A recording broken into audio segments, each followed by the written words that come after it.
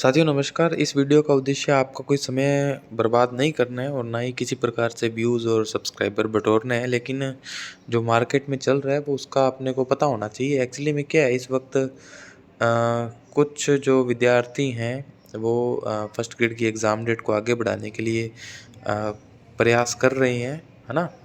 तो वो क्यों कर रहे हैं, किस लिए कर रहे हैं, उसके बारे में कारण भी पता होना चाहिए और अपने को क्या करना है या जो विद्यार्थी तैयारी कर रहे हैं उनको क्या करना है, उस पर भी हम चर्चा कर लेंगे। 2-4 मिनट की बात है। ओके। सबसे पहले तो मैं आपको ये बता देता हूँ भई, उनकी क्या जो मांगे हैं, क्यों वो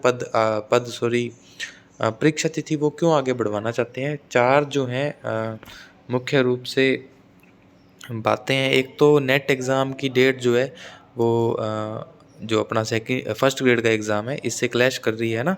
23 जून से लेकर परीक्षाएं हैं आरपीएससी फर्स्ट ग्रेड की और 21 जून से 30 जून नेट की है। तो एक तो ये कारण है कि कोई विद्यार्थी 2 परीक्षाएं एक साथ कैसे दे, है ना। एक तो ये एक कारण है। दूसरा कि जो फाइनल ईयर के विद्यार्थी हैं, चाहे वो बीएड फाइनल ईयर हो, चाहे वो एमए फाइनल ईयर हो, कुछ के तो अभी तक रिजल्ट नहीं आए, कुछ की परीक्षाएं नहीं हुई और कुछ के तो परीक्षा का शेड्यूल तक जारी नहीं हुआ। ठीक है। तो ये जो अपीयरिंग वाले छात्र होते हैं वो फॉर्म लगाते हैं, तो उनकी उम्मीदें होती हैं कि हम शामिल हो जाएं। तो उनको अब लग रहा है भाई शामिल नहीं हो रहे, तो इसलिए एक ये उनकी एक प्रमुख मांग है कि परीक्षा तिथि को 3 महीने आगे बढ़ाया जाए, है ना। तीसरा ये है कि जब इतने सारे लाखों पद खाली हैं, है ना, हज़ारों पद खाली हैं, तो 50% पद बढ़ाना कहाँ तक उचित है। ठीक है। तो नियम संशोधन करके 100% पद बढ़ाएं और जो है जो परीक्षा तिथि है उसको एक बार रोक के, क्योंकि 1 साल बाद होती है साथियों नई परीक्षा फिर, है ना। तो बार बार भर्ती परीक्षाएं नहीं आती हैं, तो इसीलिए इसी भर्ती को अगर 1-2 महीना लेट करते हैं तो हो सकता है अभी बहुत से विद्यार्थियों को लाभ मिल जाए। ऐसा कुछ मानना है विद्यार्थियों का भी और कुछ एडुकेटर्स का भी है। ठीक। एक ये है कि जब वो भर्ती आई थी, जो ओरिजिनली इसका नोटिफिकेशन आया था, तब कुछ विषयों के कुछ कैटेगरीज में जो है पद 0 थे। ठीक है। अब अगर पद बढ़ाए हैं तो किसी भी कैटेगरी में अगर 1-2 पद भी आए हैं तो उन्होंने उस वक्त तो 0 पद के लिए कोई फॉर्म क्यों भरेगा, है ना। तो इसलिए उन्होंने अब फॉर्म भरना चाह रहे हैं, तो फॉर्म भरेंगे, रीओपन करेंगे, तो जायज़ सी बात है कि 3 महीने तो एटलीस्ट चाहिए।